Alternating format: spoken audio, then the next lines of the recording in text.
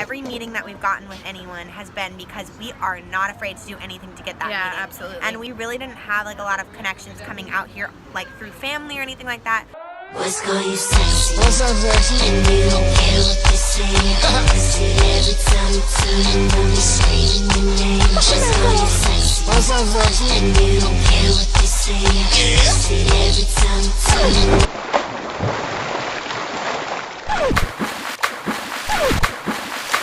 When I grow up, I wanna be famous, I wanna be a star, I wanna be in movies. When I grow up, I wanna see the world. I want to reestablish the fact that we've literally done all of this on our own. I was an intern at Sony Pictures my senior year of college, and I befriended the chairman at the time as an intern, and he and I got along really well as friends, and he was like, come pitch to me, and that's how we got our first pitch meeting. I have literally messaged people on LinkedIn, randoms, Actually, and it's gotten helped responses. a lot. Another huge thing is really like utilize your alumni network. So if you went to a film school like we both did, like you literally go onto LinkedIn and you search your favorite shows, your favorite whatever, or like alumni, and like you search it and you message them. Any opportunity to get paid to write, like take it. Like I used to write for this app called Episode, which basically is like a choices game for like young girls, and it like is like, is he cheating on me? No or yes. I did like an empowering girl power story. Through that app, you were able to message like other writers on it for advice on your story.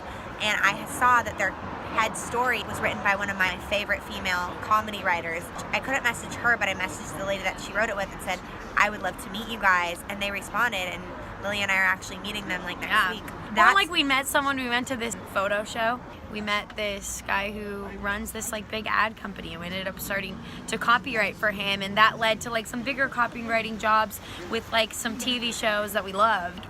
You have to just keep going. Lily and I have this big producer that we've been working with who's kind of helped us like develop Love Not Liked to get into the point that it is now as a script, and he wants to help us sell it to like a streaming platform, but he's like a big deal. And he's really, really busy. And so with these industry people, like you kind of have to pop up again like, hey, I'm back. You literally need a hook. You have to get his attention, and it has to be at the right time. And it's everything that they taught you not to do when it comes to dating and like playing hard to get. You have to chase these motherfuckers. It's how you get the meetings, and a lot of times they're just really busy. So she's texting him. He hasn't responded to my last text, so we'll find you. So I just met with our producer. You know, he's been helping us, so we didn't know for sure if officially like he was on board. And I'm like, okay, so we're shooting this pilot.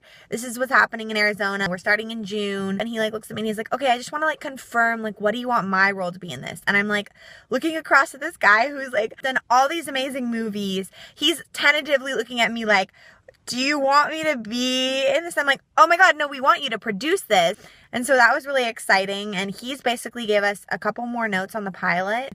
And he was like, I would love to be on set in Arizona. I really wish I could make it, but like, I'm going to be in Italy then shooting a movie. I just feel really happy right now. And I'm sharing this moment with myself because Lily is not here. I really can't wait to call Lily and tell her the news. It's days like this when things go really well and you realize that you're not schizophrenic and this isn't all in your head. There's real legitimate people in the industry that are backing you. That just feels so good. Wow, I look like I don't have eyelashes because I've been so stressed today that I came from LAX to this meeting and I didn't have time today, so to fully do my makeup. So I look. So we just met with the producer and his friend who also worked at his production company who wants to help us edit our proof of concept. They both gave us more notes on our script.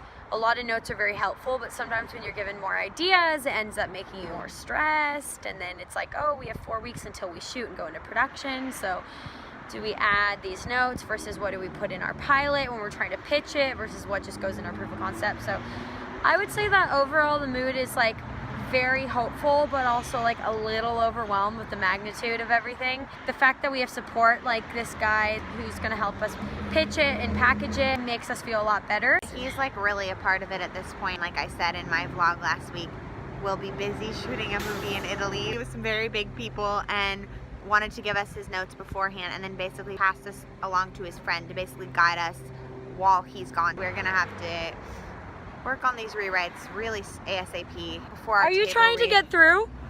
Before our We're standing in the middle of the street. We've literally been blocking trying to get some through. guys.